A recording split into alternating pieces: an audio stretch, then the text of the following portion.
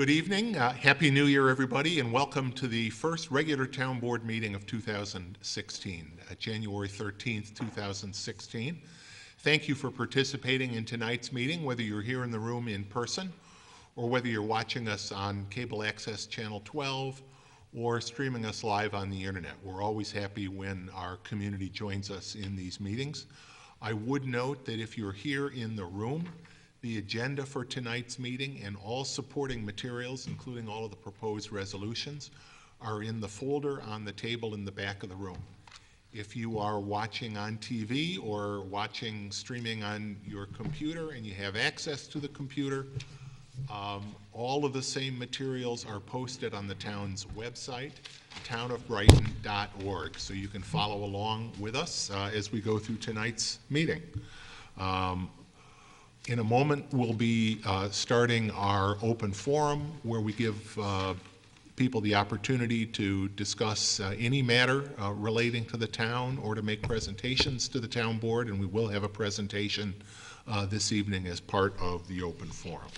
But let's start with a pledge to the flag. I'm going to ask Councilman Chris Warner to lead us tonight. I pledge allegiance to the flag of the United States of America and to the republic for which it stands, one nation under God, indivisible, with liberty and justice for all.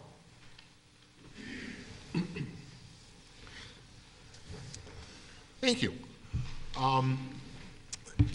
If you hear the town's emergency alarm system, we don't expect that to happen, but if you do, please leave the room immediately, either through the door to my right, marked with the emergency exit sign. If you go out that way, turn right, go down the stairs, go out the back door of Town Hall, and move away from the building. Or you can leave through either of the two emergency exit doors in the rear of the room, through the lobby, out the front door of Town Hall, down the steps, and away from the building. If you're watching us live on Cable Channel 12 and you experience technical difficulties with the sound or with the volume, the sound of the picture, please call Time Warner Cable. Their number is 756-5000, 756-5000. Now, as I indicated, we will be starting tonight with our open forum. If you would like to call in, if you're watching at home and would like to call in during the open you can do so. The number is 303-3060. Someone will take your call and relay your question or your comment to the board. 303-3060. If you're deaf or if you're hearing impaired, you can call our TDD line to participate in tonight's open forum. That number is 784-5205. Again, our TDD line, 784-5205. Now, during the open forum portion of the meeting, members of the audience can address the board about any matter, whether or not it is on tonight's agenda. Now, if you are here to address the one public hearing that we have, which is a request from LaChase Construction for a temporary amendment to the town's noise law in connection with construction work on their imaging building that they're currently building on East River Road. We'll be holding that public hearing shortly. And if you want your comments to be a part of the record of that public hearing, please wait and you'll have a chance to speak at that point. If you do want to participate in the open forum, I will recognize members of the audience. When I do, please come to the podium. If you would, please state your name and address. Please direct your comments to the board and not to other members of the audience. Please be courteous, and I appreciate the fact that you always do. Try to keep your comments as concise as possible. If you have written comments, you may leave them with the town clerk, and they will be introduced as part of the record of this meeting. We do have a presentation tonight. Representatives from the DeMarco Group and Tom Greiner, attorney, are here. They're here to present an update, I understand, on their plans for property that one of the DeMarco Group entities owns on South Clinton Avenue. Now, earlier this month at the Town Board Public Works Committee meeting, they presented some initial thoughts on that property to the committee. At that time, I announced that because my wife does work for one of the companies in the DeMarco Group, that I would be recusing myself from all matters relating to this application, and I left the Public Works Committee meeting. And I will do so as well tonight and from any future matters relating to this project. But I do welcome Mr. Dirtle, Mr. Colucci, Mr. Greiner, and the DeMarco group here this evening. Jim, I'm going to temporarily turn the chair over to you and excuse myself from the room. And I will ask my assistant, Mary Ann Husser, to call me back when you're finished. Okay. So carry on, gentlemen. Okay.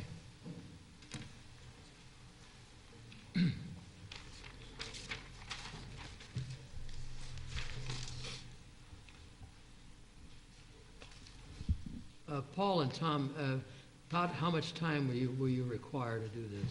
We're looking at about 10 minutes or less.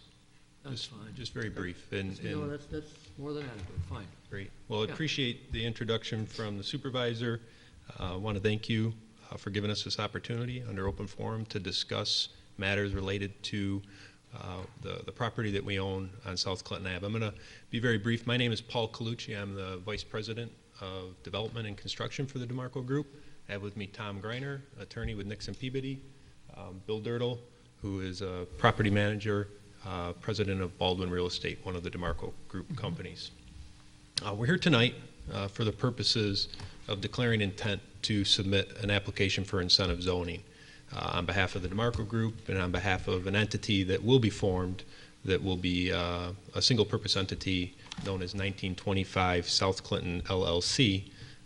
That will be a named entity owning the 11.2 acres on South Clinton Ave. Just to orient the board, staff that are here, and members of the public, the property that we're going to discuss tonight is on South Clinton Ave. It's 11.2 acres on the western side of South Clinton Ave, directly opposite what is known as Tops Brighton Plaza, a plaza that the DeMarco Group owns and operates. Generally, the property is bordered by mixed commercial office on the north, multi-residential on the west, and then Brookdale Senior Living Community on the south. And as I said, it's 11.2 acres of land that we're talking about this evening. Currently, it's zoned business limited. I'm going to give you just a brief history of when we acquired it, what we've done since we've acquired it, and where we intend to go. The property was bought in November of 2013 by John DeMarco Sr. He purchased that land at auction from New York State. It was acquired for the purposes of development. When we investigated and we knew what the underlying zoning was, we did review and have had some market analysis and have had our leasing team investigating opportunities to develop it under its current zoning. We're finding that market is not as aggressive as we need it to be to develop the project for its best use so that it has benefits to the community and to us as developers. Our desire is to develop this property under a mixed commercial retail setting in a manner that would allow it to complement the neighborhood commercial across the street, allow it to strengthen the South Clinton Avenue corridor, allow it to make this corridor relevant as it relates to competition we're seeing in the marketplace from recently approved projects in the city of Rochester, Citygate, and Collegetown. We've lost tenants in our existing plaza to those new developments. We want to make sure that we retain tenants. We want to make sure that we retain the integrity of this corridor. So to that end, we over the course since we've acquired the property, have been reviewing conceptual plans and how we think we could best develop this property to benefit both the community and make it a worthwhile project for us as developers. Ultimately, as I mentioned, it is our desire to develop that in a mixed use setting. There is no zoning within the town of Brighton that allows mixed use. So in reviewing our path forward, we've had several meetings with staff. Back in June and July of 2014, we actually sat down with town staff and we looked at how do we want to develop this? What do we think the best use of the property is? How do we make this corridor relevant? And in some collaboration with them, we resulted on a conceptual plan that we presented to Public Works Committee meeting in August of 2014.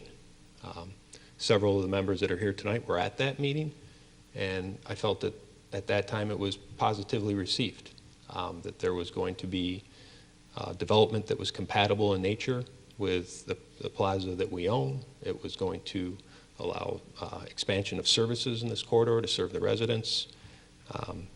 So after that meeting, we went off and did our homework, and essentially we had a year pass.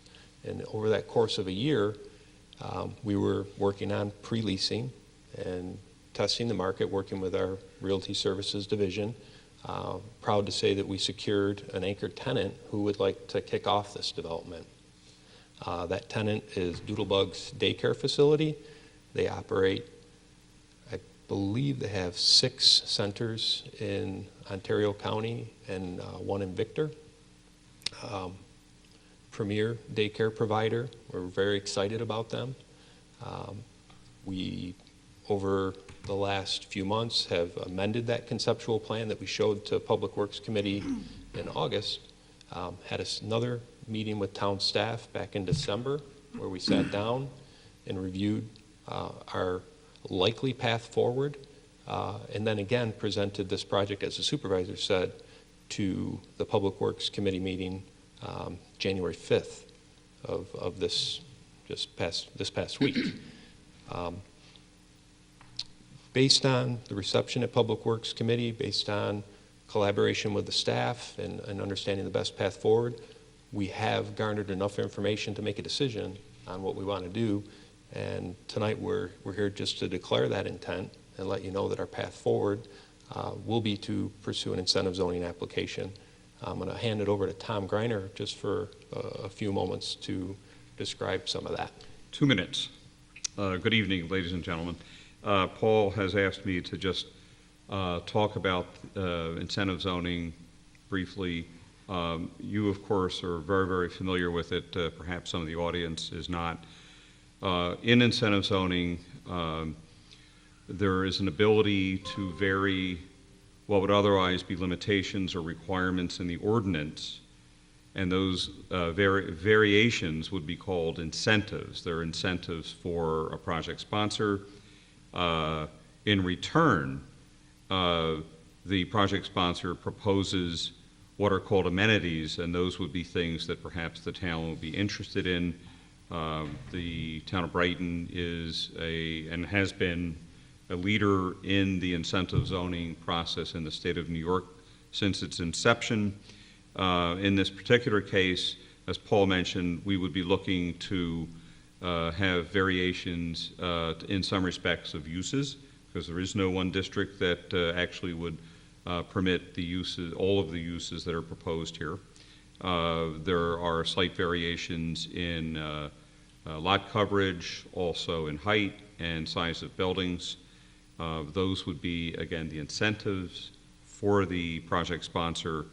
Amenities, which we're still putting together, would include something that we think is of interest to the town, which would be the development of a trail on the property, which would have the ultimate effect and goal of connecting trails to the east, trails to the west, something we know is near and dear to the heart of the town.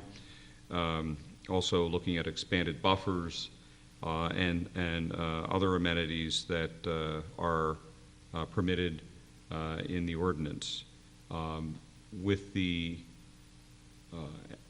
filing of the application, we would then come back to the town board, make a larger presentation, and if the town board deemed that the project was something that the town was interested in to pursue incentive zoning, the town board would then say so and then refer us to the planning board for what would be a process at the planning board and eventually back at the town board. Thank you.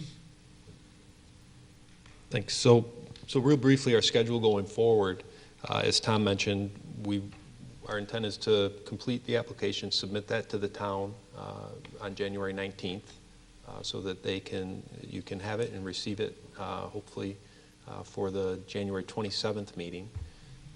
Prior to that January 27th meeting, we're going through the process, and we've scheduled actually this room to hold a neighbor meeting.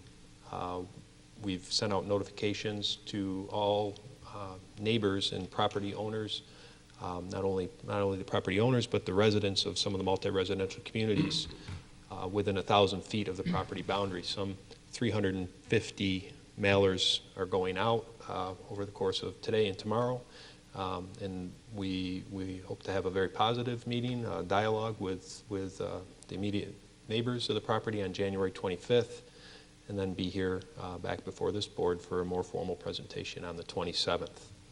I want to just again thank you for this opportunity. Thank the town staff for its work in helping us get to this point. It's much appreciated. Very dedicated staff that knows the ordinance and the code well and helps guide the process within the town. We're looking forward to bringing this project before the town board. We're looking forward to this being an asset to the community. Thank you. Tom, did you or anyone from the developer chat with staff about your timing, getting that proposal in by the 19th and having it reviewed by staff in time for it to make the agenda on the 27th? Because that's an awfully tight window. Yeah, I believe, Ken, to your point, that the schedule has been reviewed with town staff. This is not a one-sided schedule. I think it was in conjunction with town staff. I guess we could only say, again, to your point, if it does turn out to be too tight and it's something that that doesn't fit the board schedule, then I'm sure we'll know that. I'm sure you'll let us know that. Yeah, I don't know, Tim, if you want to comment on that timing. Yeah, last week's Public Works Committee meeting, Ken, after that dialogue there, town staff, particularly Ramsey, has been in touch with both Paul and Tom to discuss schedule intent. There were, possible alternative directions to pursue development on this parcel that's also been discussed. So it's been pretty well vetted over the last week Right, relative to this application. If you and your staff aren't going to see their papers until the 19th, I mean, there's some very specific criteria that need to be met in those papers. So you and your staff are going to need to review those papers, have whatever give and take there is to make sure those papers are in compliance with the town code, and then be able to generate appropriate correspondence before the agenda closes out Friday at noon. So Understood. That's, I mean, it's just tight. So I'd encourage you. I mean, if you're saying the 19th, really, if you can get it in on the 18th, it'd be great. Certainly would. But it's just a tight window. Yeah, Ken, we've stressed that, and I think the applicant fully understands and wants the same, to have a very good, solid application. So we don't want to have something that comes in that is, not up to everyone's standards, to move forward. Thanks. I think we're all set on that. I think for the edification of the public, this 11.5 acres was originally, much to our surprise, purchased by the state of New York. They were going to put in Empire State College there, and therefore take 11.5 acres off the tax rolls. Again, more not-for-profit type of loss of revenue for the town. And we reminded the state of New York that it's interesting they just spent $850,000 to acquire these 11.5 acres, when just around the corner on Westfall Road at DDSO, they own 62 acres, much of which is just grassland. And why don't they just, go around the corner, build it on the land they already own, and so we can put this back on the tax rolls and put it back on the market, which is exactly what they did. And it's the DeMarco Group obviously bought it at an auction. So this is now, the plan is to put it back on the tax rolls as we had hoped, because it is in it's in a commercial area right there with Tops Plaza. So anyway, we'll look forward to seeing what you have as you move forward towards the 19th and then into the next town council meeting.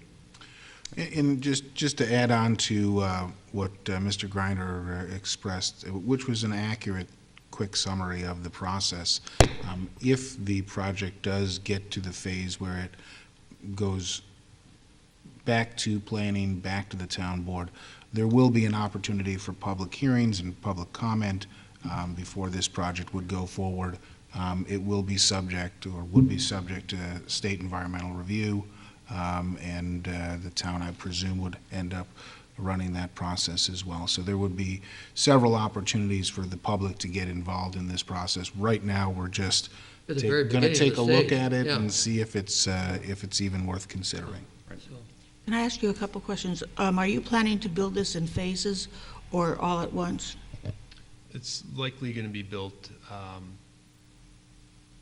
specific buildings for specific users will be constructed. We would not build 70,000 square feet of spec space all at once. So we're not proposing phases, but we would be looking to build all the infrastructure at once, the supporting connections to the roadways, and then specific users for buildings. As we have enough pre-leased or commitments, we would build buildings. Would Doodlebug, if they want to be the lead tenant, they would be on Clinton Avenue? I mean, right? So Yeah. that they are, Yeah, I apologize that I don't have a handout for you, but Doodlebugs is shown right in this northeastern corner. This is the Doodlebugs building. This is Rudeville Boulevard. South Clinton Ave. North is to your right on this plan. and do you have any intention of getting Comida funding or exemptions? That is a possibility. Doodlebugs has received Comida incentives for other facilities in Ontario or in Monroe County. We're not precluding that at this point. And you mentioned, is there any intent to have a bank involved on the 11.5 acres? Our current site plan doesn't show a branch bank. Actually, when we showed you this plan in August of 14 at the Public Works meeting, we had a branch bank in that northeastern corner. Yeah. That branch bank was located on the parcel that Doodlebugs has expressed an interest in leading off with. So currently our plan does not have a branch bank, and we're not looking to market to that at this point. If I'm not mistaken, did we not see this at Public Works We did. just last meeting? Yes. You keep mentioning August. Well, August of 14 was the first time, yeah. First we time, but we came- just saw this. and It then was we over just a saw year it ago. last week. So in Year that last year, in that year time between August and last Having this week, time warp problem, I thought. in that year's time, we were leasing, we were continuing to refine the plan, and we've now have a commitment from a tenant. So that was the time, Mr. Warner, that lapsed. Sure, well, thanks. My understanding of what was presented there at Public Works was that you've got an active interest by Doodlebugs, and you'd like to start with that tenant, and the rest of this is somewhat conceptual. You're looking for a general direction on coverage and perhaps building heights and this sort of thing. Correct. So that the other uses are still a little variable or fluid at this point. Correct. Yeah, and we would anticipate that Through the process, we would cap certain thresholds for different types of uses. Medical office, for example, we wouldn't anticipate having an entire campus of medical office. We would anticipate working through the process to have maximum square footages allowable of that type of use, similar with retail. So we understand that there'll be a balance achieved. So in terms of approval of the project, this would be just general coverage type issues? How much would be parking, how much would be green space, et cetera, and the sorts of buildings, but the actual building plan itself would be ultimately submitted to the planning board? Correct. All right, good. Well, thank you. Mr. Greiner, I have one clarification. You said that Doodlebug might go for Comida. Does that mean that only that portion of the project would, or does that open it up to the whole project? I didn't know you could do it, you separate them like that when you're building. You can for specific uses. We're not anticipating, nor do we have any other tenants right now that would be seeking Comida type approvals. Certainly, wanting to bring a user that's best in class like that, they produce the product they do and have to remain competitive in the marketplace. So they look for some incentives up front, but ultimately those come back in the long term. So, yeah, but there is no other user right now that we're anticipating that would be seeking those types of approvals. A quick question. In addition to the proposed daycare facility, how many other buildings are on the concept plan? So there's two-story buildings to the rear, and we're anticipating those would be mixed commercial, but potentially retail on the ground floor, medical office on the upper levels. There's a mixed retail building in the middle, and then right now we're showing a sit-down restaurant. So total of 5 buildings. Okay. All set? All set. Okay. Thank you. Thank you very much. Thank you very much. We look forward to seeing you again. All right. Thank you. Take care. So I'm going to send the bill? Yeah. Yeah.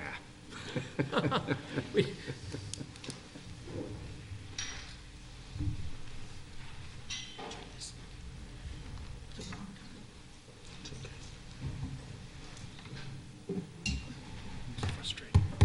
So much for putting it back on the tax rolls. What? So much for putting it back on the tax roll. Thank you, Jim. Okay, we'll continue now with the open forum. Is there anyone that would like to address the board during the open forum? Judy?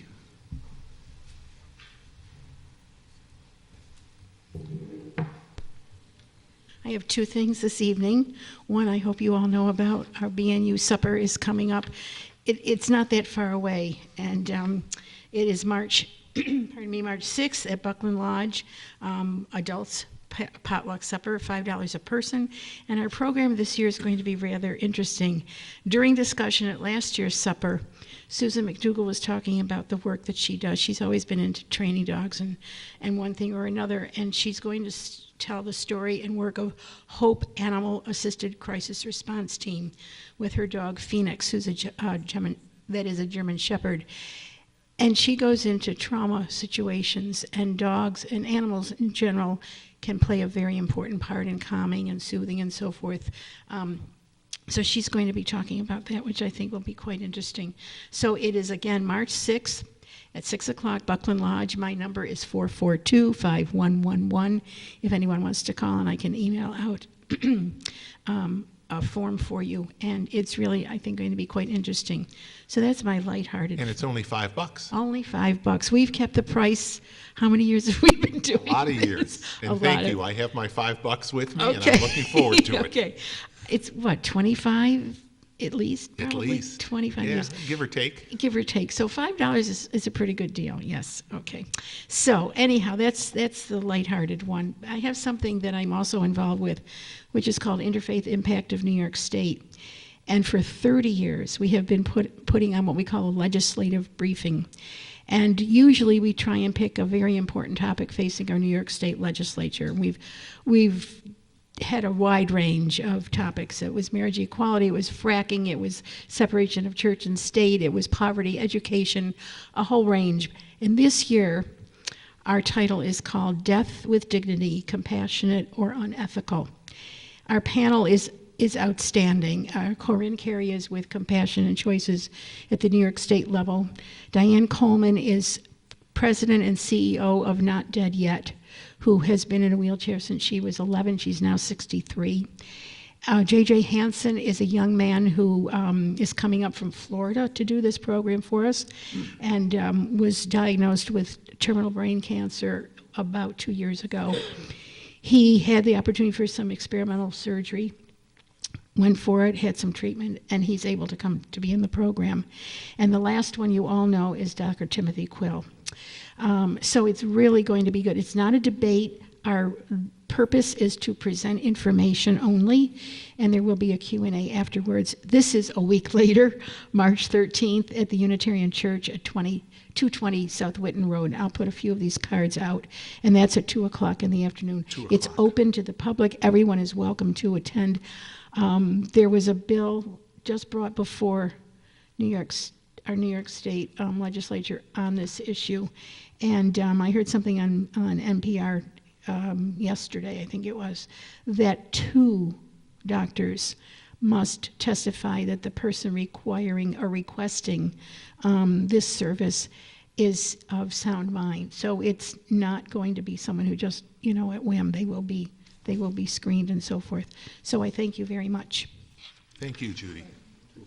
And thank you for presenting what obviously is a topic on a lot of people's minds, and the group has had a whole list of great programs over the years, so I look forward to that too. Is there anyone else that would like to address the town board during our open forum tonight? If not, we'll continue on with the remainder of the agenda, and I would ask for a motion to approve that agenda. Were there any materials submitted during? Okay. Then can I have a motion to approve the agenda? So moved. Please call the roll. Councilmember Vogel? Aye. Councilmember Novros? Aye. Councilmember DeFanzio? Aye. Councilmember Werner? Aye. Supervisor Maley? Aye. Can I have a motion to approve and file the town board meeting minutes for the December 23rd, 2015 board meeting? So moved. Second. Discussion? Please call the roll. Councilmember Vogel? Aye. Councilmember Novros? Aye. Councilmember DeFanzio? Aye. Councilmember Werner? Aye. Supervisor Maley? Aye. We'll now hold our public hearing. As I noted earlier, it's a request from LaChase Construction for a temporary amendment to the town's noise law in connection with construction work on the University of Rochester's imaging building currently under construction on East River Road. Dan, has the necessarily legal notice been given in this matter? The January 7th edition of the Brighton Pittsburgh Post. Thank you very much. Notice having been given, I hereby declare this public hearing to be open. And I'll ask John Grant, I think you're here to make a presentation on this on behalf of LaChase. And thank you for your presentation. Last meeting, it's good to see you again. Nice to see you guys again. Hope you had a nice New Year. Thank you. We're looking for a temporary amendment to pour concrete slabs and decks within the building between the middle of this month and the end of February of 16. We're looking for an amendment to extend our work hours from 7 a.m. to 12 midnight, even though we don't expect to be there till that late for the curing process of concrete, but we're asking for that for just in case, and we want to cover it once and not run into any complications with the town. We've done a lot of preliminary sound and decibel ratings to determine what kind of effect it's going to have with the town residents. And we will also be looking to utilize, just for the roof concrete, pour some temporary lights up on the roof. Interior to the building, by the time we make our first interior pour, we will have at least 2 full sides of the building shell up. So you'll have walls that will separate that from the residents, so there shouldn't be any light going towards those areas from the internal lights within the building.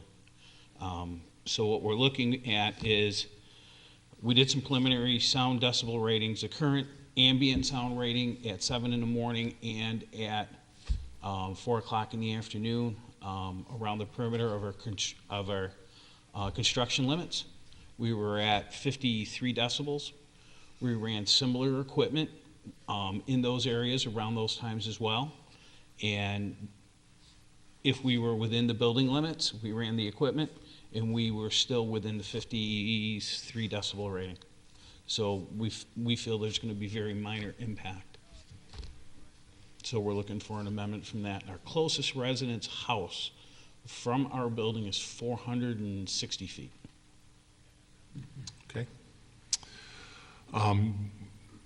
Why don't we see if there's anyone here in the audience that would like to comment or ask questions on this? We may have some questions as well, but thank you for that. Is there anyone here that would like to address the town board on this public hearing this evening?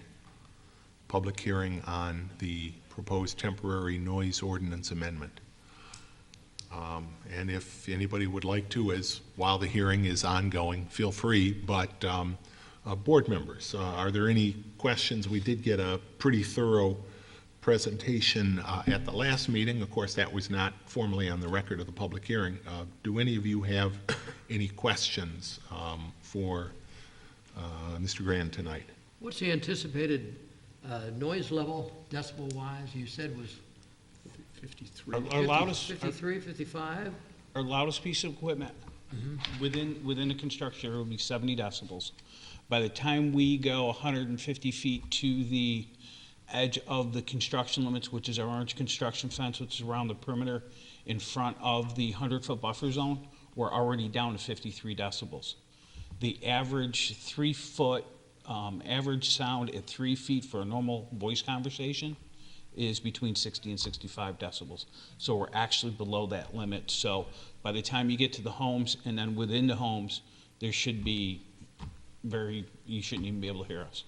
In our construction trailer that's out there, when we're running that equipment, being the light towers and the finishing equipment, we can't hear it within our own construction trailer, and we're only 300 feet away with no wood line in between us to buffer that sound. Did that include the equipment that you were running? Did that include a test run of the generator? Yes. Okay. Yes. Because as you know, the requirement of this proposed law would be that the generators would have a noise rating of not more than 70 decibels at 50 feet distance. We had 2 different generators that we ran. One, I have the data on both of them here. One is 68 decibels at 23 feet. The other one is 65 decibels at 23 feet. Okay. So we've taken 2 different pieces of equipment into account when we've been looking at this. And if maybe we can get, to the extent you have written material on any of that, probably helpful to let the clerk have it, and we'll include that as part of the record. At the last meeting, you discussed at some length the process of pouring the concrete, the timeline, and the time that it takes to cure the concrete, particularly in colder weather. And that was really the reason that you needed the extended time period, but that the active pouring, and again, this is reflected in the proposed law, the active pouring and placement of the concrete would take place between 7 a.m. and 1 p.m. In the day was the anticipated time. I know you've got some equipment for leveling and all that, but it's really that curing period that takes you later into the evening. So what we'll do is we'll be placing the concrete between roughly, our first pump truck will show up at 7 o'clock, get situated, get set up. That'll take about an hour for us to set up the pump truck. Our first concrete truck with our grout in it will show up around 7:45. We'll be pouring anywhere between 15 and 16,000 square feet, which is about 7 or 8 concrete trucks, 10 cubic yard trucks, and we'll be able to place a truck within a half an hour. So by 1 o'clock, all our concrete will be down and be sitting there in the curing process. And then during the curing process, we're anticipating hitting it 3 or 4 times, what we call hitting it, finishing it 3 or 4 times during that course of the day and evening. And we're anticipating being probably done finishing the concrete around between 8 and 10 o'clock. And then we have the testing agency on board to do our flatness test. That's going to take around 45 minutes to do our flatness test. Then we have to cover the concrete with concrete blankets, and that's going to take between a half an hour and 45 minutes. And that's what gets us to around midnight. So. Okay. You will provide the town and with the nearby neighborhood associate, you'll have someone obviously on site, a project manager type someone with some responsibility, someone that will be accessible should there be a problem. Am I looking at him right now? You may be the guy. In our letter, we have three people that will be responsible for the pours. We take turns because we're anticipating pouring 2 to 3 times a week. So having one person there for that whole time is not practical. Not realistic, sure. We'll actually stage our staff around that too, who will be placing and pouring the concrete. So one of the 3 of us will be available. We're all available 24/7 by phone. Thank you. I can personally tell you my cell phone is on my headboard, plugged in, so, and it does ring, and I do answer it after hours. I've been known to answer it at 2 o'clock in the morning in the past, so we will have people there. One of LaChase's main safety policies and programs is we have to have 24/7 supervision. Whenever we have any contractors on site, we have to have some type of supervision on the project. So we all take turns, the 3 people that are on the letter, myself, Greg Fisher, and Tony Rourke. We all take turns rotating, so somebody's there no matter what happens, and that we have people on staff whenever we have subs or contractors on site. Great. John, when you're up on the, is it 3rd level, is that correct? Actually, the roof deck will be the top of the 4th level, or will be the 4th level. The noise will actually be coming from the ground-based generators, is that correct? Or ground-sided generators? Nope, they will actually be coming from the roof. We'll be putting light towers on the roof, on the roof deck. And the generators are on the light towers? Yes, they are. So there's nothing to shield it. Is there any aspect of it being up in the air that increases the sound penetration? We have parapet walls that go around the perimeter of the roof deck at 42 inches, so that'll help deaden some of the sound because the generators will be down low, the light towers will be up high, and that'll help deter and push the sound, bounce the sound from that wall back towards the north, away from the residents. And the residents, you said the closest resident was 400 feet from the actual job site or the property limit? The closest resident, and I have a drawing here which shows all of that. I can pass these around. I've got enough for everybody here if you like them. Our closest resident from the closest corner of the building is 447 feet 7 inches to the closest part of their home, which in that home it is a garage. Thank you. Yeah, I think if anybody wants to see it, that's great, but in particular to, again, leave a copy of that for the clerk. And no response back from any of the neighbors? You've given them notification? And, No, sir. And the proposed law, as it now stands, indicates that work will be completed by February 26th. You continue to be confident in that date? One of our key factors came through today. We'll be getting permanent power to the building tomorrow. That was one of our questionable factors, and that's happening tomorrow. Good. So we'll be able to get the temporary heat going. We already have the permit for our temporary heat in place, and our temporary heat's being delivered next week, so we'll be heating those slabs from underneath, as well as with heating blankets from up above. so how many nights are you actually talking about having these lights operating? And the lights on the roof deck, we're hoping for 2 nights. Just 2 nights? Just 2 nights. And you said last time when I asked you about backup noise on the trucks. Yeah. There will Not not, be. we will not have any vehicles or any equipment operating after 7 o'clock that has any backup alarms on. So can you just describe for me what type of work exactly is going to be performed between 7 PM and midnight? The work that's going to be performed between 7 PM and midnight, you would have the concrete finishing tools. I don't know if you've ever seen them. One you sit on and you ride, and it has blades on the bottom that finish the concrete, and it has a gas-driven motor with sound attenuation on it. So that'll be being used in the loudest noises. As the concrete gets harder and you finish it, it gets a little bit louder. But the worst-case scenario we've had, and we did this at Country Club of Rochester, we did some decibel rating samples, and we were within 70 decibels. Okay, under 70 decibels? Yep.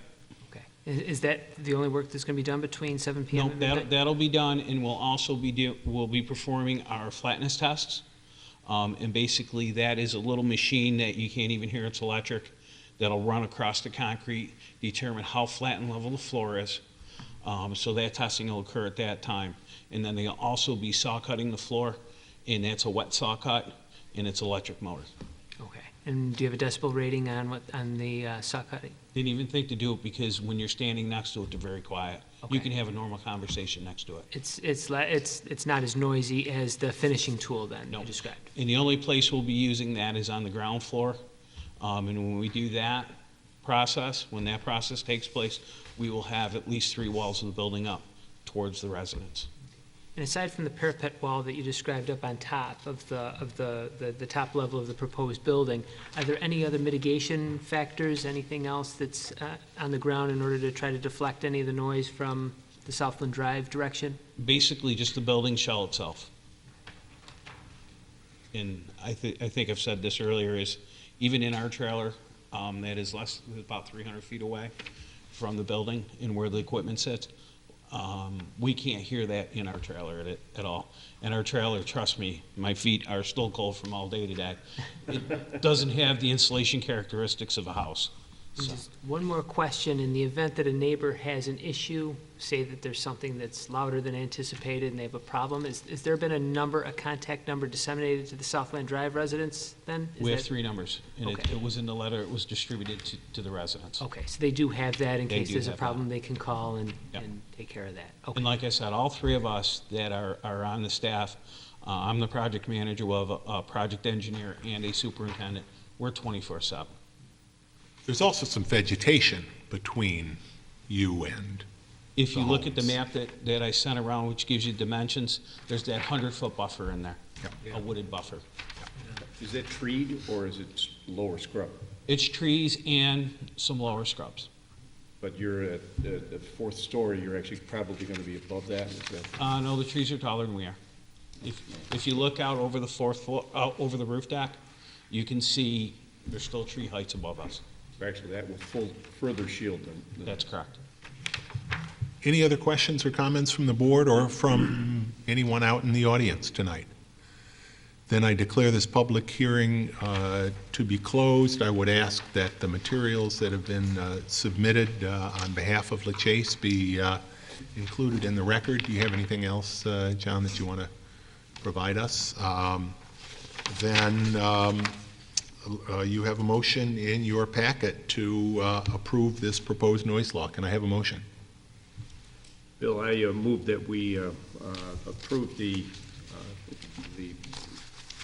amendment of the noise ordinance to accommodate this construction and adopt the resolution as prepared by the attorney for the town that's before us. Second. Further discussion? Dan, please call the roll. Councilmember Vogel? Aye. Councilmember Novros? Aye. Councilmember DeFanzio? Aye. Councilmember Werner? Aye. Supervisor Maley? Thank you for your very thorough presentation, both at the last meeting and tonight, and I vote aye. Thank you for your help, too. Can I have a motion to receive and file communications?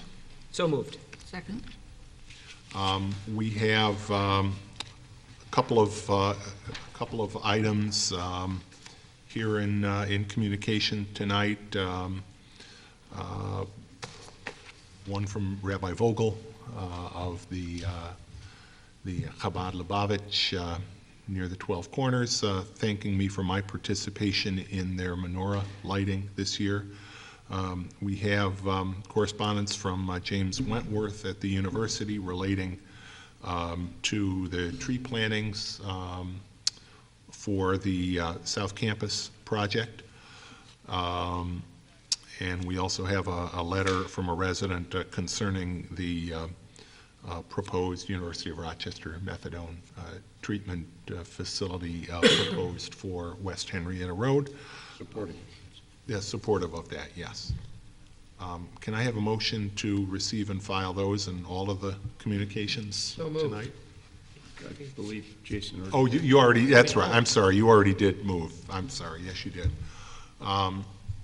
Discussion on any of those? Dan, please call the roll. Councilmember Vogel, Aye. Councilmember Novros, Aye. Councilmember DeFanzio, Aye. Councilmember Werner, Aye. Supervisor Mealy. Aye. Committee reports, and we are in transition on our committees. So you're going to hear, to some extent, from different people reporting on different committees. So the first committee is the Community Services Committee, but that committee has not met since our last meeting. So we'll go straight to, and the next meeting, by the way, of the Community Services Committee has not been set yet. We're going to be reorganizing. 4 years ago, when I took office as supervisor, we combined the existing Town Board Community Services Committee with a Community Advisory, Parks and Recreation Advisory Committee. And after a lot of discussion, we've decided to again separate a Town Board Committee that Councilman Warner is going to be chairing and an ongoing Citizens Advisory Committee that Dennis Conley, who has been a member of that committee for a long time, will be chairing. That Citizens Advisory Committee will continue to meet on the fourth Monday of every month at 4:30 at Brookside until we hear otherwise, but I think that's going to continue to be the plan. And at the next town board meeting, we will indicate a date that the town board community services meeting will meet. That committee will be chaired by Councilman Warner, and Councilmember Louise Novros will be the second member on that committee. I participate ex officio as a member of each of our town board committees. So then we'll go to the Finance and Administrative Services Committee, and Jason DePonzio is the new chair of that committee. Jason. And the Finance Administrative Services Committee met last Tuesday, January 5th, and each of the items that were discussed appear on tonight's agenda and will be discussed in further detail. The next meeting of the Finance Administrative Services Committee will be on Tuesday, January 19th. We meet in the Stage Conference Room here in Town Hall at 3:30 in the afternoon, and the public is invited to attend. Thanks, Jason. The Public Safety Committee is now chaired by Louise Novros. Louise. Okay. Public Safety met yesterday morning at Yeah, I 8 did it again. o'clock. Sorry, that was me. Okay. The committee members gave the following networking reports. Brighton Ambulance, in 2015, the Brighton Volunteer Ambulance received 5,432 calls for service, which is a 6.91% increase in calls. They have a new operations director / chief, whose name is Cody Dean, and he has already started. And they also have received their new ambulance. The Brighton Fire Department, in 2015, the Brighton Fire Department received 2,471 calls, which is up somewhat from 2014. The Brighton Police Department will outline their volume of calls for 2015 at their annual report to the town, which I believe will be the next town board meeting, but I'm not sure. I'm not sure, Bob, if... I don't believe so. Okay. I think it's after that. Okay. Well, we'll see when it happens. It's always a a thorough report when we do It get it. usually takes a couple months. Okay. The Captain Klein has returned to the patrol services, and Captain Cathaldi has moved to the investigation services. There's a new DEA agent assigned to our area, and thanks in part to him and to Senator Schumer, we will be able to continue the pharmaceutical take-back collections, and the next collection date is set for Saturday, April 30th. Not sure of the time yet, probably 10 to 2, which is what it was last time, but we will let you know. Another Citizens Police Academy is scheduled to begin on January 27th at 6:00 p.m. There are still spots open for citizens, and if you're interested, you can contact the police department at 784-5105 for more information. The City of Rochester Fire Department for West Brighton received 866 calls for services, and that's it for the participating people. And then for old business, the traffic calming on Bonnie Bray was addressed, and we will continue to look at other possible traffic signs in the Roselawn neighborhood to calm traffic. What they have done at the moment is they put a stop sign, they installed a stop sign at the corner of Bonnie Bray and Glen Ellen, and hopefully that will alleviate the problem. There was an emergency at Indian Spring Landing where I think they were drilling for geothermal. Correct. And facilities, and the town will review the recent incident to consider possible permitting requirements for drilling of these types of things in the future. The emergency response team met with RG&E, NYSEG, and the contractor to discuss potential equipment requirements for any future emergency responses. And they are also discussing insurance matters and possible registrations. New business, the Glen Road parking situation. The Glen Road neighbors have not been able to reach a consensus on changes to parking restrictions on Glen Road as far as Corbett's Glen is concerned. Accordingly, the town staff will be making recommendations for the town board to consider, and a public hearing later this winter will be held. That was the extent of the meeting, and the next public safety meeting will be held on February 9th at 8 o'clock in the community meeting room in Brighton Town Hall. Thanks, Louise. I do think, we hear the word emergency, and it was a significant situation there on Indian Spring with the geothermal drilling. But I really can't say enough for the work not only that our staff did, but also representatives from the fire department, the police department, RG&E. RG&E was involved because at first it wasn't clear what the source of gas was. It appears that it was a pocket of gas in the ground that was hit through the drilling activity. But also the drilling company itself, which has a very high level of experience, including work on the, I understand, on the New World Trade Center project down in New York City. So everybody involved in the project put a lot of time in.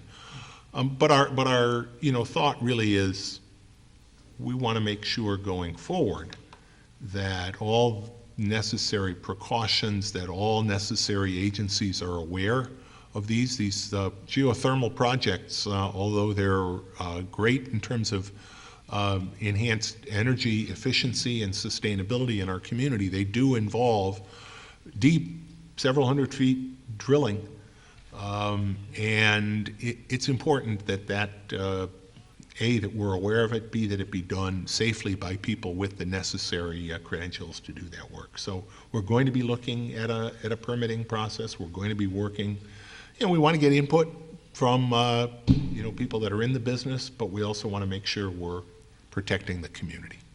So thanks for your report, Louise. And some things don't change, and that is Jim Vogel chairing the Public Works Committee. Jim. Yeah, the Public Works Committee met January 5th, 9 o'clock in the lower level community meeting room, and at that time we covered several matters under old business. One is the update from our town engineer, Mike Guyon, regarding the committee informational meetings that have been held. They've all been completed now with the neighborhood, and we've received one informal petition relative to the formation of a drainage district in that neighborhood. The Brooklawn Brooklawn. neighborhood. Yes, Yeah. Brooklawn. And then the next item was what was presented tonight. The DeMarco Group presented their conceptual plan for the development of the site that we just heard about, the 11.5 acres directly opposite of the Tops Plaza. More to follow on that. And then the other thing was the Corbett's Glen parking question. The committee discussed the parking concerns with one of the neighboring residents in attendance. At that time, the general consensus is to rescind the current parking restrictions and signage and replace with new signage that delineates the permitted and restricted parking areas along Glen Road as it enters down into the entrance to Corbett's Glen. More to follow on that in subsequent meetings. Was there any comment on that?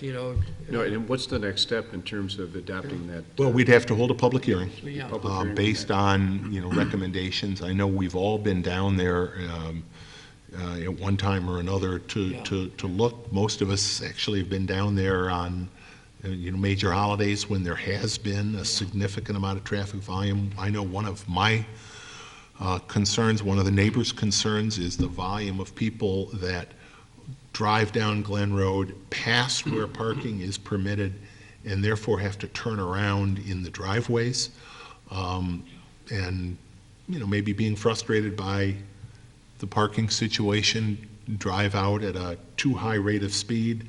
There's a lot of pedestrians walking to the site or walking from cars parked up farther.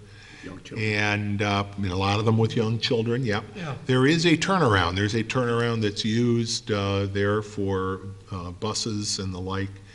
And I think one of the important things, in addition to making sure we have in the parking signage right, to make sure we're, sight lines and access are there for emergency vehicles, but also to make sure that people know that if they get to that turnaround and they haven't found a space, that's the place to turn around. That's their last, from there on down, it's really for local traffic, for handicapped parking. There is handicapped parking, immediately under the culvert, much closer to the trailhead. But other than that, people should be turning around in that turnaround, and I think it's important that we get some very visible signage there to make sure we do that. I But think we thanks had a to good your discussion. staff. Yeah, we did have a good, and we've had, look, we've been discussing this for a while, and very honestly, last season, we talked very frankly with the neighbors and said, look, we want to honor your consensus, but if there is no consensus, we're going to have to make a judgment based on safety. And, I know they tried, they talked, it's a very close neighborhood, but they were not themselves able to agree on parking and what the appropriate restrictions should be. So we're going to have a proposal. We're certainly going to make all of the neighbors down there, it's a small neighborhood, aware of it. We look forward to hearing their comments, but I know from my perspective, I'm going to be looking at making sure we have clear signage, that we first make sure we're respecting the safety of users in the park, and that we're ensuring that traffic as well. And, the police department's going to be a part of this. It's not an easy location. It's right on the edge of town. But given our, the police, patrol areas, I know our department is very much aware of both ends of Corbett's Glen, and we will be enforcing this. It's whatever the ultimate modified parking restrictions are, we will be enforcing it. We do focus on our safety. We've been mentioning visitors to the Corbett's Glen, and the advantage of that, but let's also mention the safety of the actual residents who live along Glen Road. Sure. They are as much concern to us as the visitors to the park, so more to follow on this. Yeah. All right. Our next committee meeting will be Tuesday, February 2nd at 9 a.m. in the lower level community meeting room. Thank you, Jim. No old business tonight, new business. Reading and approval of the claims. Jason, I was all ready to look to Chris to do that, but Jason. Yes, this evening I reviewed claims totaling the amount of $732,624.55. Notable claims include a payment of $261,166.54 to Paris Kerwin Associates. That's for our 2016 commercial insurance premiums. Also to New World Systems Corporation in the amount of $11,990, and that's for our 2016 software maintenance for the finance system. That was reviewed at toward the end of last year. And also replacing equipment in accordance with our capital improvement plan and as budgeted, $46,004.11 to Van Bortle Ford, and that's for a new truck. Hit the ground running in 2016, replacing some of the old equipment. And then finally, there was also waste management, which was our refuse district charges in the amount of $67,409.76. And that, of course, the revenues are collected from our neighborhoods that have formed refuse districts, and that's actually apropos in light of the article that was in this past week's newspaper talking about what other folks are paying privately is probably more expensive than what the folks in neighborhood. It's a lot more expensive. Yeah. That article cited an average price of a little over $330 for individual private pay waste management, or I think maybe just refuse customers in general in Monroe County. Brighton has really been, for over 20 years, a leader in working with neighborhoods that want to save money, that want to cut down on the number of garbage trucks driving through their neighborhood by forming these refuse districts. And we continue to encourage neighborhoods that aren't already using a refuse district. The savings over just that average number is about $125 a year, and anecdotally, we've heard from people in Brighton who pay more than that average. But it's really important too. What this means is your neighborhood will only have one pickup day each week. So there'll be cans out on the street only, one night, and only one truck company coming through. I hear from people all the time that they get frustrated. There's a garbage truck coming down my street every morning. When you're in a refuse district, you have a day. And waste management, and we do bid this out. That's why the price is so cheap. We bid it out for all of these refuse districts. Any refuse hauler can participate. The current contract is with Waste Management. And the average price, particularly for those properties, most of our districts are done on what's called a benefit-derived district basis, so the value of your property doesn't enter into it. And for those, the price per year is barely over $200. There are a few, I believe, that are old ones that were done on an ad valorem basis, and there the amount, your cost will vary with the value of your home. But new ones are being formed on that benefit flat price basis.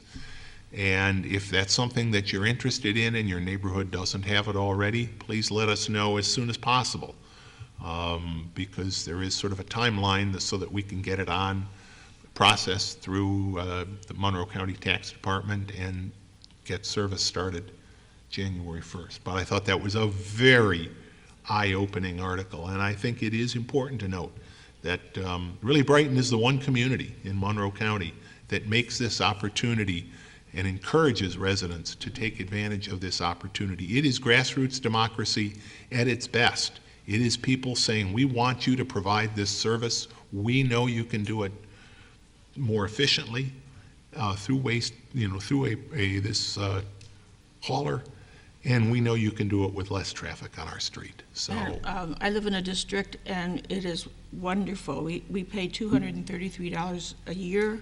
It's paid through our taxes, so we don't have to pay every month. And if they skip your house by accident, all you have to do is call Tim Keefe or the Public Works Department, and they take care of it. They get right to Waste Management, and they usually are back the same day. And you can even have large items out. Sometimes you have to call them ahead, sometimes you don't need to.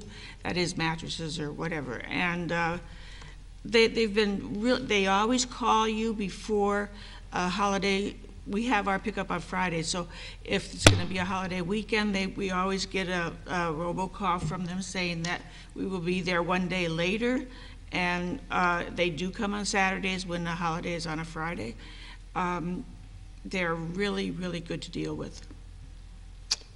Thank you.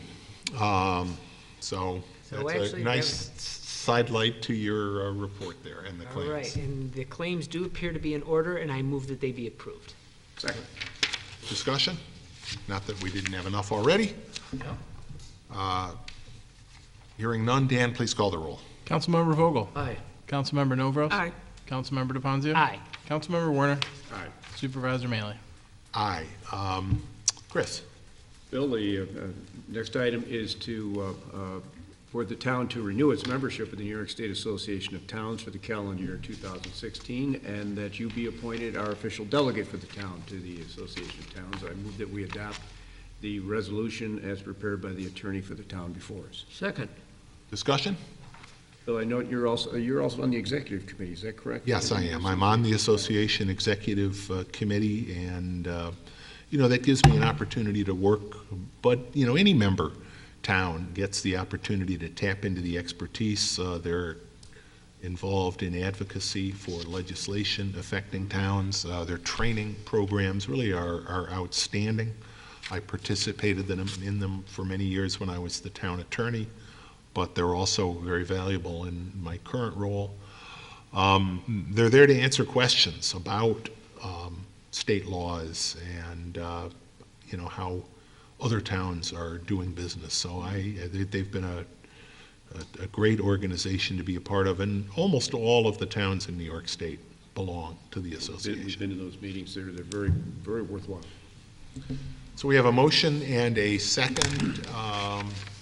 Dan, please call the roll. Councilmember Vogel? Aye. Councilmember Novros? Aye. Councilmember DePonzio? Aye. Councilmember Warner? Aye. Supervisor Maley? Aye. Jason? Yes, the next matter is to accept a donation from the Board of Trustees of the Jack G. Lubell Foundation in the amount of $1,500 to support the Town of Brighton Senior Citizens Group. I move we adopt the resolution as prepared by the attorney to the town. Second. Thank you very much. We have a great senior program, and we appreciate the support.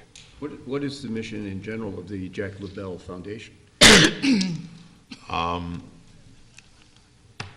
Suzanne, I don't know if you know more about them than I do. They have been supportive, Over the years. yeah, Sorry, off the top They of my have. head, I do not know. but I really don't know a lot about, It's a very generous contribution. it truly is, yeah. Okay, we have a motion and a second. Please call the roll, Dan. Councilmember Vogel? Aye. Councilmember Novros? Aye. Councilmember DePonzio? Aye. Councilmember Warner? Aye. Supervisor Maley? Aye. Jim? Next item is to authorize the transfer of two abandoned right-of-way sections of land located on Amber Street and one on Blaker Street to particular adjoining property owners. I move in the resolution as prepared by the attorney to the town. Second. Could Tim tell us where these streets are? I don't recognize them.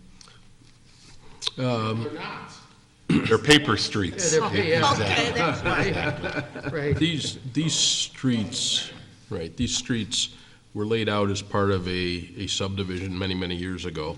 And many times these subdivisions do not get built in the way that they were originally laid out, thereby they're called paper streets because you only see them on paper. They're never really ever built or ever there and taken by dedication to the town. These two right-of-ways were abandoned a number of years ago. Amber Street is off of Southland Drive over on the west side of town. And Blaker Street is here in the central part of town, and this area is, bless you, And this area is off of David Avenue, right here up off Elmwood, further towards the city. So these are small portions of the right-of-way that the town has deemed, if you will, surplus, and will never be necessary for a dedicated street or otherwise for use by the public. Although we do retain easements through them for utilities. Correct, Bill. We retain a general utility easement or a Which really drainage represents easement. the Right, importance, the because important value of the land to Yeah, us. and there are these facilities within there, perhaps other utilities as well, but they will never be used for driving or, Right. transportation purposes. Good. Okay, we have a motion and a second. Further discussion? Dan, please call the roll. Councilmember Vogel? Councilmember Novros? Aye. Councilmember DeFanzio? Aye. Councilmember Werner? Aye. Supervisor Mealy? Aye. Jim?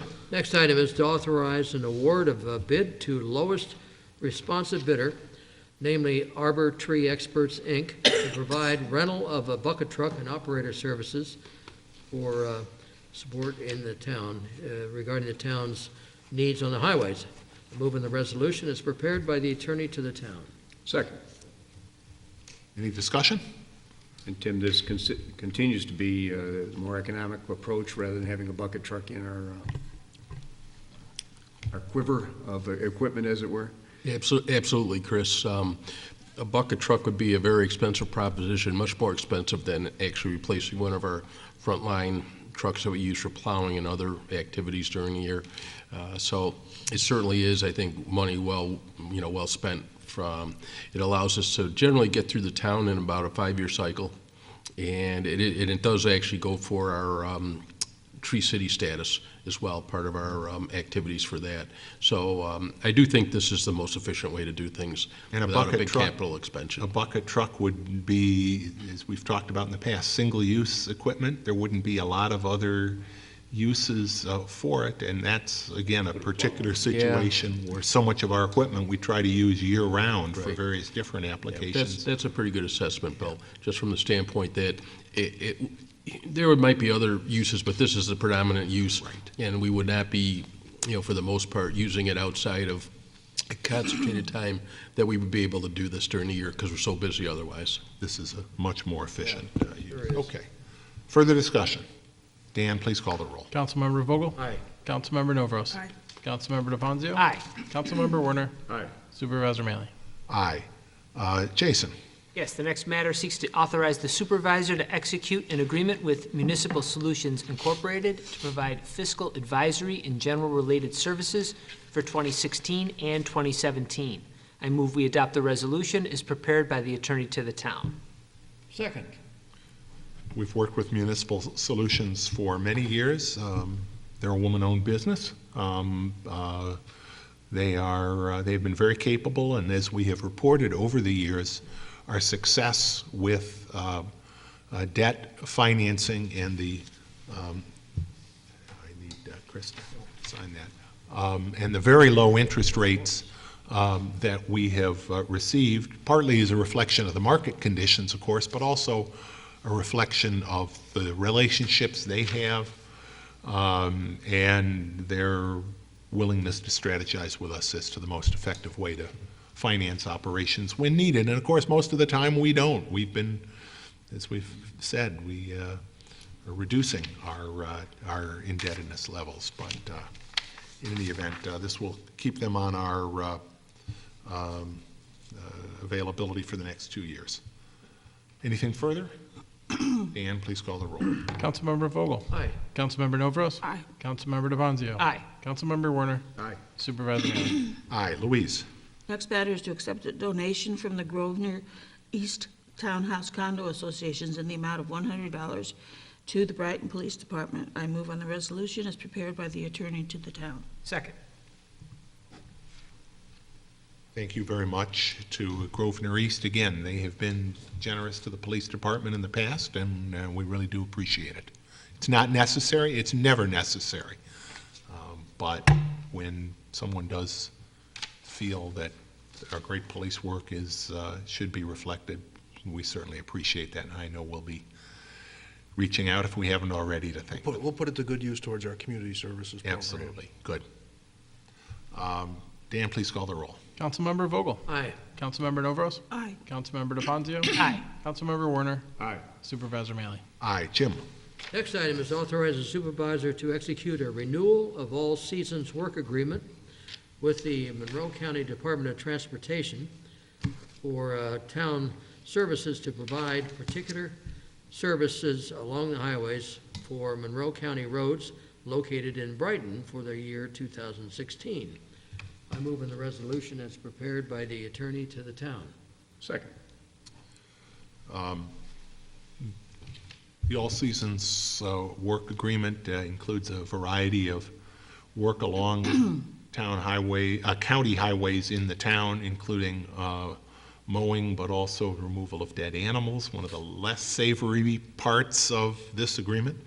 I will say, as we've noted in the past, and Louise, you've asked the question, used to be that the county did this work paid to have their county highways mowed 3 times a year. Now, 3 times a year, you're used to mowing your lawn, doesn't sound very much. A few years ago, they cut it back to 2 times a year. So we are now only paid to support lawn mowing. We mow these lawns and the rights of way along county roads, and the county reimburses us. The county cut that back by 1/3 from 3 to 2 a few years ago, and we hear from folks. Why is the grass so long along some of our county roads? I think it's unfortunate. I don't think twice a year is enough. Maybe with a new county administration, they'll be able to look at restoring what is an important service to quality of life. But in the meantime, we have a contract that provides to reimburse us for 2 passes and the other services in 2016. Is it possible for us to make sure that we contact the new county executive? Sure, Probably I we're unhappy can about this. certainly write a letter to her. The county, I don't mean to pick on them, and they have many of the same fiscal challenges that we do, including the tax cap. But quality of life services, just like overgrown grass reflects badly on your home and your neighborhood, overgrown grass along our county roads doesn't reflect very well on that stewardship. So, but that's what we're reimbursed for, and we're not in a position, frankly, to go out and mow the many miles of county highways in the town on our own nickel. They're county highways, and I encourage folks, if you do see, if you do get concerned about the length of grass along highways like Westfall, in the right of way themselves, please. If it's in front of your the county. house, is it illegal for us to do it ourselves? Of course not. Property owners and generally do mow the tree lawn, if you will, in front of their homes. Yeah. Okay, we have I'm sorry, Jim. However, one final comment is this is where people need to be aware, like at the county government, it's a game of let's pretend we don't raise taxes, we just cut back on the services, which is a negative form of who's kidding who here. So we'd be happy to do the work, and it should be done. But Louise, it's not the responsibility of individuals to go out and start mowing the highways themselves. So, all right. Okay, we have a motion and a second. Please call the roll. Councilmember Vogel? Aye. Councilmember Novros? Aye. Councilmember DeFanzio? Aye. Councilmember Warner? Aye. Supervisor Maley? Aye. Jim. Next item is to approve a request from Monroe County Department of Transportation to post height clearance signage at the CSX Bridge on Penfield Road. I move in the resolution as prepared by the attorney to the town. Second. Though I note that we're losing 6 inches. I think they're, They're a little worried about it. yeah, well, obviously, as people who drive Penfield Road know, it's a very low bridge, and unfortunately, periodically, vehicles do get Indeed. caught in One of there. my very first legal cases, of a client who got stuck under Is that that right? bridge with a rental truck. Oh, boy. Oh, my goodness. Oh, yeah. So new signage hopefully will help. 12.7, 12 foot 1 inches. What happened? Did the road get built up? I don't know whether they remeasured or whether paving over the years, Tim, do you? That was last year's paving. Yeah, okay. All right, we have a motion and a second. Further discussion? Dan, please call the roll. Councilmember Vogel? Aye. Councilmember Novros? Aye. Councilmember DeFanzio? Aye. Councilmember Werner? Aye. Supervisor Mealy? Aye. Louise? The next matter is to set February 10th, 2016 as a public hearing date concerning proposed demolition of a particular property due to unsafe conditions. I move on the resolution as prepared by the attorney to the town. Second. Tim, if you could talk a little bit about this property and why we're doing this. Supervisor, I'd be happy to. From time to time, we have properties in town that go, I guess, not really above and beyond, but maybe Below and beyond. Below and beyond. They're conditioned because either folks have moved out or they're not inhabited, and with lack of maintenance or a resident or an occupant there to keep an eye on the building, they tend to deteriorate. You have in the packet in front of you, I believe, not only my communication, but a report from our town engineer, Mike Guyon.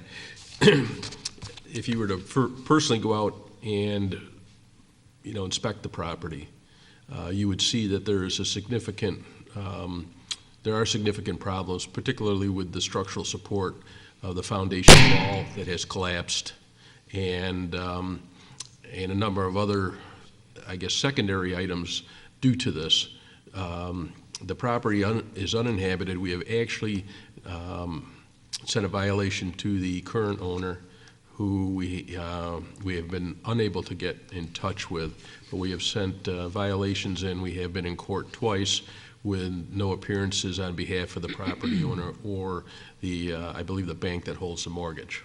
So, In fact, they brought in they replaced the so-called management yes, company, and unfortunately, that company chose not to appear either. right. And to a certain extent, the bank is calling the shots at this point, I believe, but we have had no success through taking the property to court as a violation to get the situation remedied. Talking with the supervisor and with staff, we've determined that the most appropriate approach at this point is to declare the building unsafe and move forward with a public hearing regarding demolition of the building. The onus would be put on the bank or the property owner to complete the demolition. The town would have the ability to take it, if the demolition is not done by the property owner or the bank, to take it to the next step, as we have in the past. At this point, I believe, with 3 other occasions, properties in town. One was actually a town property over adjacent to Buckland Park. One of the other properties was the building on the DeMarco property that was in tonight when it was under ownership by the state. And there was a structure there that was very attractive nuisance, actually, from the number of police reports we had gotten. And then there was also the Woodies on West Henrietta Road, Bill, that had suffered damage in the fire, that we ultimately took the same action to have it demolished because of its unsafe status. So this is why this property is in front of you. If you act at the public hearing favorably with the motion before you, then we contact, we would proceed with advising, obviously, the property owner of the bank, but in the meantime, we put them on notice that there is going to be a public hearing, and we post the property, which would happen probably tomorrow.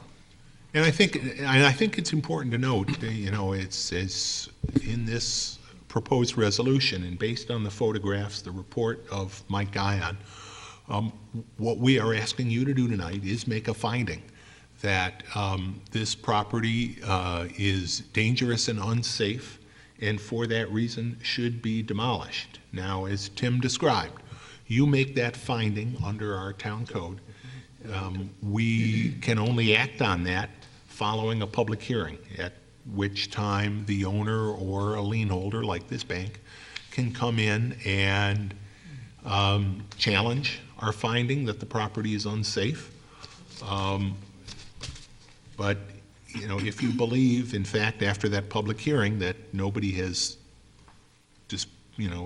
has disproven the unsafe nature of it, it would be my recommendation that you direct that the property owner demolish the property, and failing that the town take steps to demolish the property.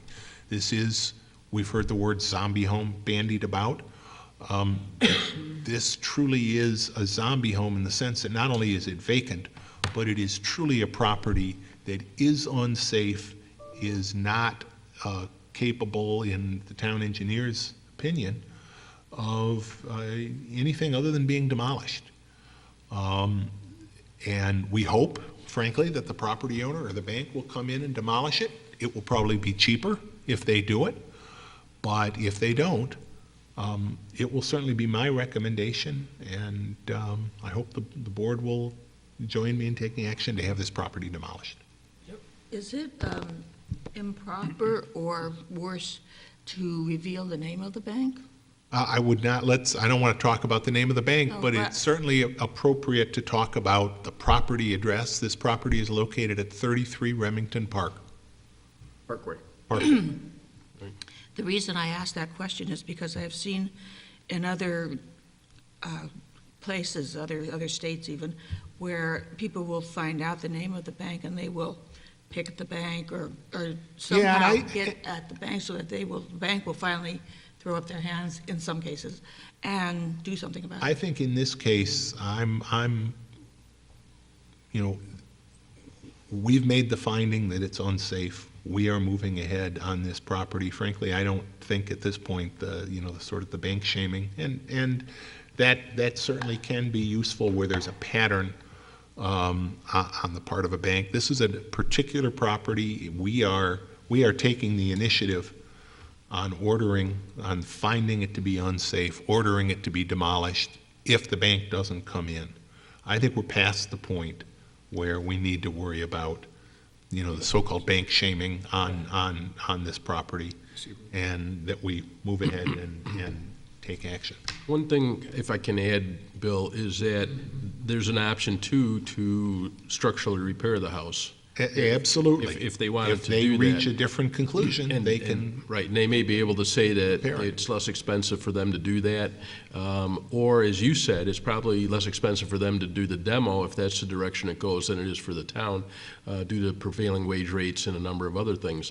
So if anyone is listening in this regard from the bank or its representatives, that might be consideration that would, that should be considered on their behalf. From a financial standpoint. Two things, just for clarification purposes. First of all, and I drafted the resolution here and the proposed notice. I did not see anything in the town engineer's report that suggested that this property could be structurally repaired, nor recommended that it be structurally repaired.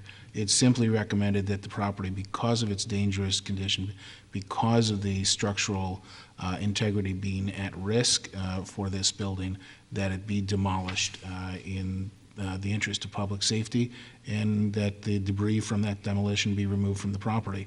And that is, in fact, the resolution that you have before you. That is the order, in fact, that this town board is being asked to make tonight. And what I want to clarify also is that if you pass this resolution tonight, you are ordering the demolition today. You're saying this property needs to be demolished, and the public hearing that you're going to have does give the homeowner the opportunity to come in and challenge that determination, or maybe ask for some additional time to start the demolition, but that demolition must begin within 10 days after that public hearing. So the onus is on the homeowner to come in And your order tonight, if you pass this resolution, is for demolition to commence. I think we're setting this public hearing for February 10th. Yes. So Yes. that demolition would have to commence by February 20th.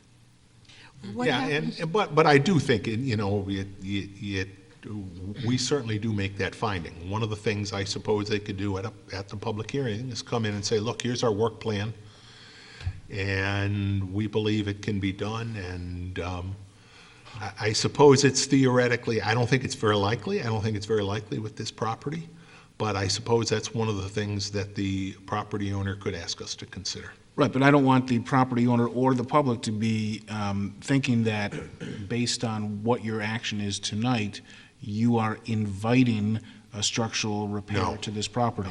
You're not. You're ordering We're its directing that demolition. it be demolished, yeah. Yeah, Ken, I only brought that up from the standpoint that at the public hearing, they could come in and perhaps argue that point, and that may be a viable, but we didn't go out looking at it from that perspective, not being able to get into the house. We could only look at it from the outside and make a determination.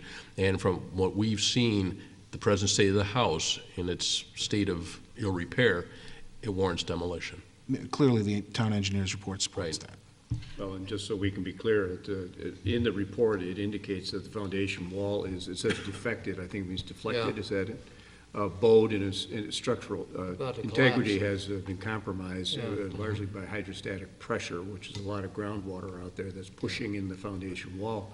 If children get in this basement and they start to play in this house, that structure could collapse, and it is unsafe from It basis could. of- I would not recommend anyone going inside that structure at the moment.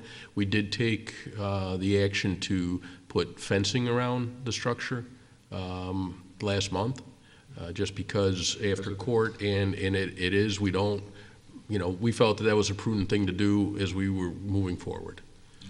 Can I ask my question? Sure. What happens after it's demolished? Does it still belong to the bank or the owner? Or does it belong to us? Or who has the authority to do what?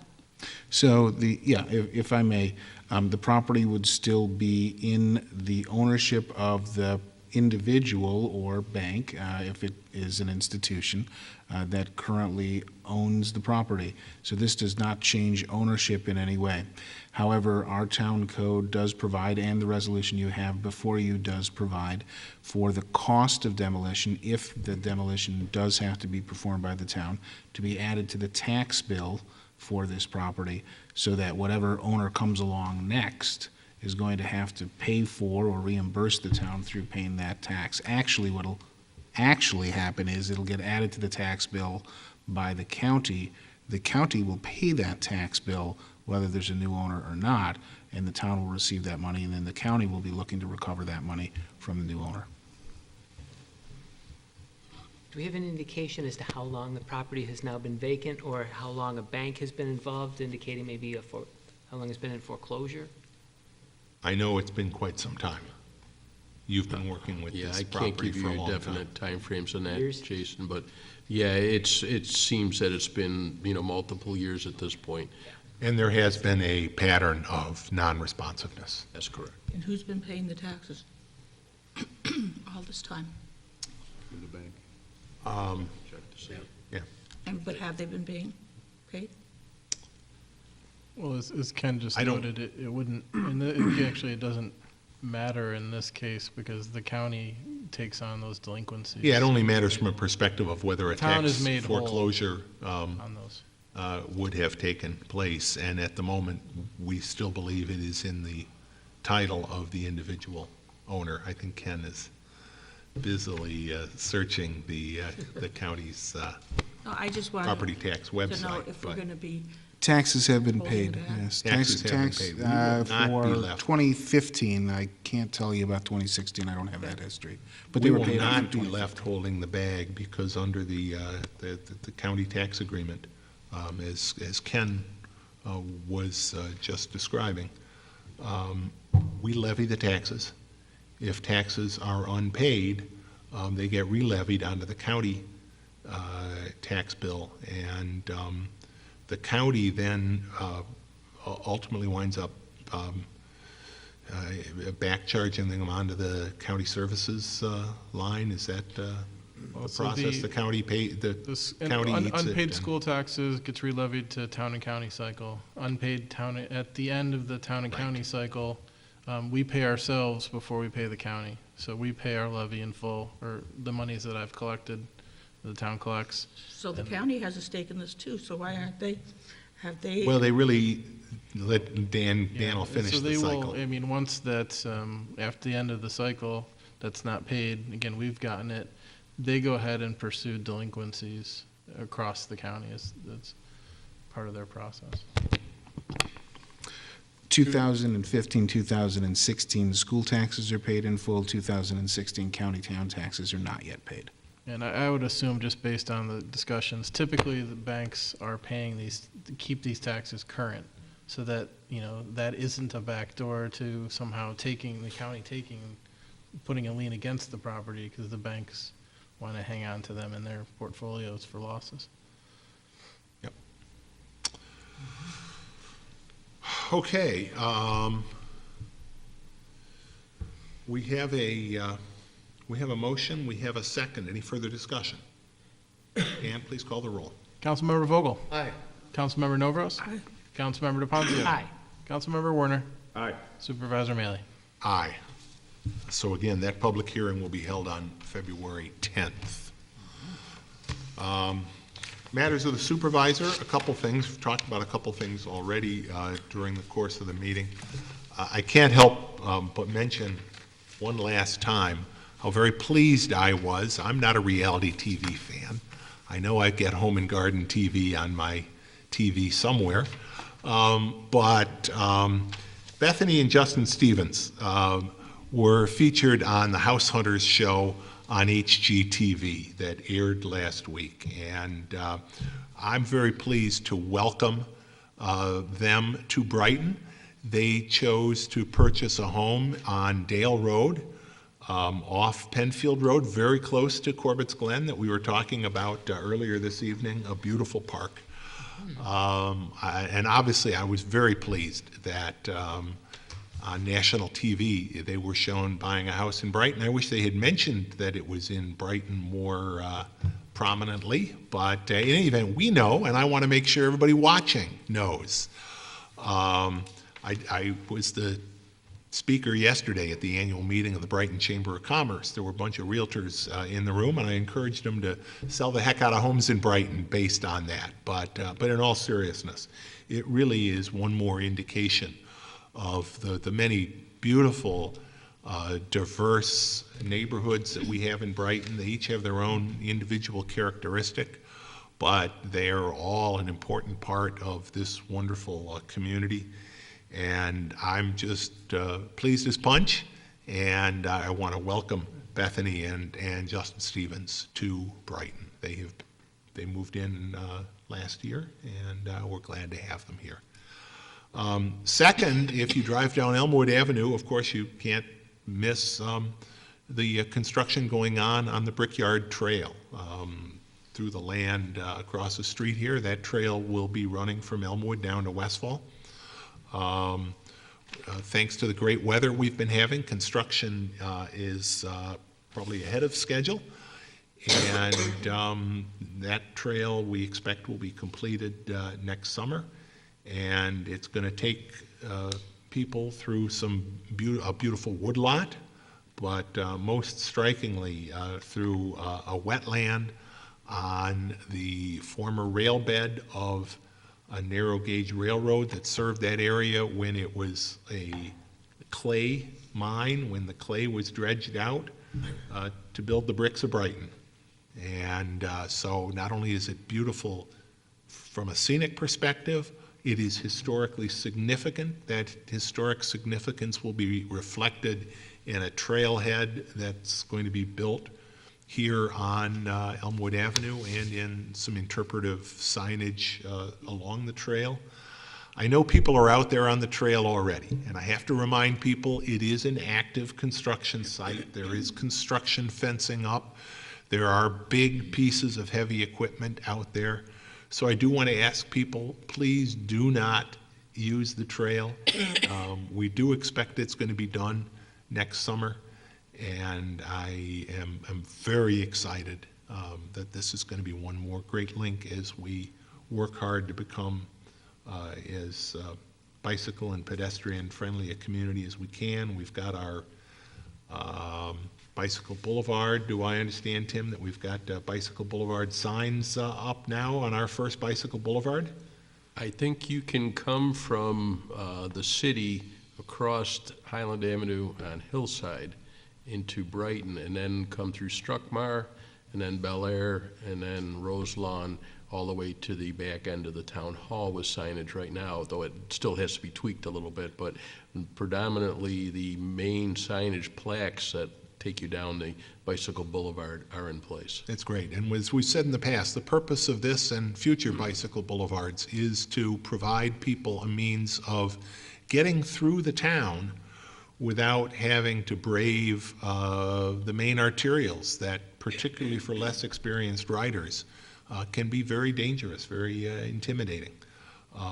But bicycle boulevards are one more way that we're going to encourage.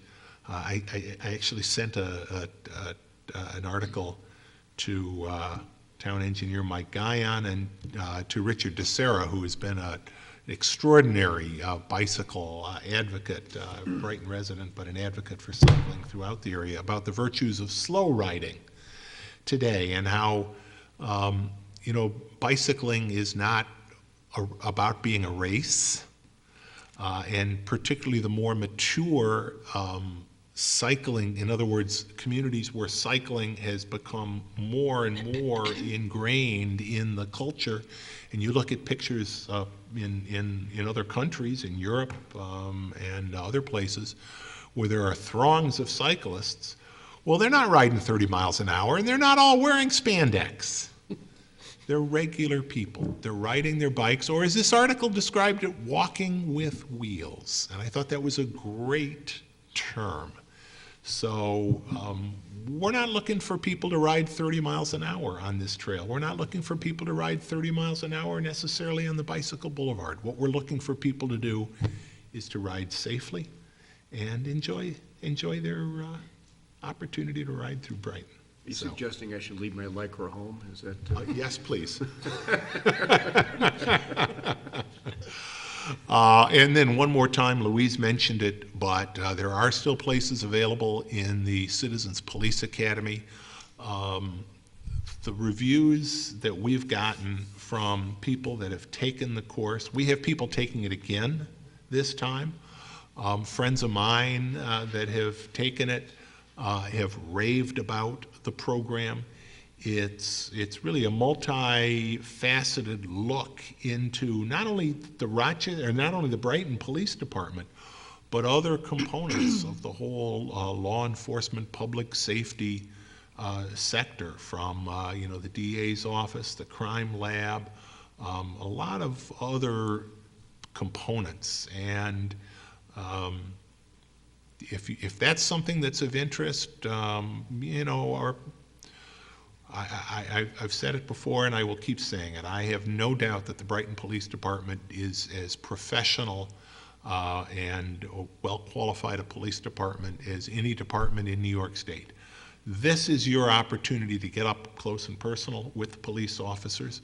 We've had folks come in who were pretty candid about not trusting the police, not being sure that they were big fans of the police. But they came into the program and they had an opportunity to see the department up close and personal, to see how they work, to see how they put community policing into practice. So I really do. I want to encourage everybody out there that's ever asked, again, particularly now, when in some cases people have asked legitimate questions about the police department. Come visit us. Come become a part of our Citizens Police Academy. We're not going to force any point of view on you. You're going to have an opportunity to learn for yourself. And So I think when again is this being held? the first, it's a once a week. It's once a week. It starts the last Wednesday. Actually, it starts the same night as your 27th. next town board meeting at Yep. 6 o'clock downstairs. Yeah, that's a request I would like to make. Please have it on another day than Wednesday, because I'd like to take it. We took it, my husband and I took it about 15 years ago when Tom Vogel first started it. and it was fantastic, but things have changed since then. And the program has changed. It program has wasn't changed. done for a few years, Right, but it's always on a Wednesday night. yeah, you're right. And to a certain extent, that's scheduling, but it's a fair. It seems to work for our guests to come in for speaking and things like that. Wednesdays seem to be that night that's available for them. I think that's part of his schedule. Well, as a graduate of the class of 2014 of the Brighton Police Academy, I highly recommend, echoing what Supervisor has said, it was a fantastic experience. Particularly the occasion to listen to Tim Donaher, the public defender, talk about people necessarily having positive opinions of different aspects of law enforcement. I was thoroughly impressed with his presentation, and I did not expect to be. I went in very cynical, and I was very impressed with what he had talked about, and said if there's spots left, definitely call tomorrow and sign up, because we're pushing them. How many weeks does it go on for? A couple, 2.5 months. Oh, 2.5 months. Yeah, I think it's Sometime 8 or 9 weeks. March. Yeah, it End does of end in March. March. And at the end, there's cake. And there is a nice cake. Okay. Judy, did you want to, oh, yes, Louise, you had the phone number there. It's, It's 784-5105. yes, Perfect. 784-5105 if you would like to register for the Citizens Police Academy. That's all I have. Matters of the attorney to the town? I have none, thank you. Matters of the clerk? Town and county tax collection is in full force. Again, due without any additional interest February 10th. And, keep an eye out for those reserved parking signs coming up on the busy days. Trying to do what we can to make it easy for you to get in and out and on with the rest of your day. Thanks, Dan. Matters of the town board. Chris, I know you wanted to. Yeah, I want to talk about those taxes, Dan. I paid my tax bill last year, and I also paid a friend's as well. And I took the time, because I've just cycled off the finance committee, to look at my Brighton town taxes, because what people don't always realize is that there are many, many different components of your tax bill, and it is the town and county tax bill. But I read across, and it said Brighton town taxes on my home over on Palmerston Road, $1,693. Now, that's real money where I come from, but at the same time, I think about what I get for that. Now, first of all, that $1,693 is tax deductible for income tax purposes. So I figure I take off at least 25% of that because I don't have to pay income taxes on that amount of income. So that reduces that bill down to about $1,200 a year. That's $100 a month for town services. I found that an extraordinary service that I get: snow plowing, road, building and maintenance, library, police, parks, leaf pickup, all the town services I get for $100 a month. Now, that to me, and you talked about the refuse district as well, that is, you call it grassroots democracy, I call it group purchasing, group buying. These are services that you could never contract for on an individual basis. Right. We have to do them as a group. Yeah. And I just find that a very efficient use of my $100 to get all those services. Now, as far as the refuse district, apparently Struckmar was one of the original refuse districts, and ours is an ad valorem based upon the value of my house. So, Louise, I pay more than you, but still. you can always change it. $250 a year. Now, I do a lot of people's budget in my professional life, and I know that typically refuse bills are $28, $30 a month. That's a lot more than that. Bill, you mentioned about $125 savings, but other people are paying $500 for refuse pickup. Yep. These refuse districts and the snow plow, the sidewalk snow plow district, I'm in a sidewalk district as well. That group buying is, I just think, very efficient. And yes, the total tax bill is large enough, but you look at the county component, it's significantly higher.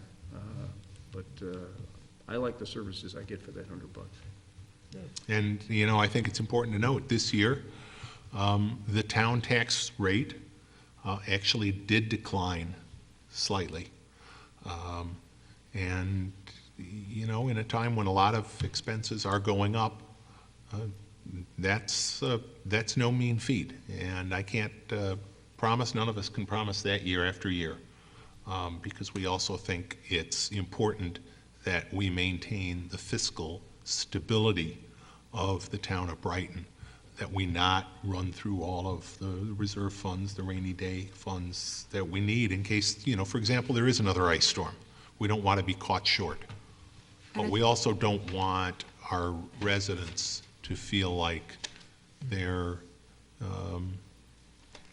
you know, they're paying for services that nobody is watching, because we are and we will, and we will, you know, that's an interesting analysis, Chris. Thank you for that. And I think you should, the people should look at your tax bills and really analyze it. I looked at mine, compared it to last year's, and it was $35 higher. And I can live with that. For the grand total. Did you look at actually just the town tax bill itself? Yes, I did. I looked at it all, but also. At those numbers? Right. And it was, I think it was a little bit lower. I'm not sure. All I remember is the $35 higher for the total. For the total of the Yeah. town and county. And my friend lives on Eastland in Homeacres. Actually pays only about $1,200 a year gross. And he gets all those same town services for about, if you did 1,200 minus 25%, help me, Louise. $900. But it's about $75 $75 a month. Yeah. And he gets the same sort of service. Anything further from the town board? Hearing nothing, can I have a motion to adjourn? So moved. Second. Please call the roll. Councilmember Vogel? Aye. Councilmember Novros? Aye. Councilmember DeFonzio? Aye. Councilmember Warner? Aye. Supervisor Mailing?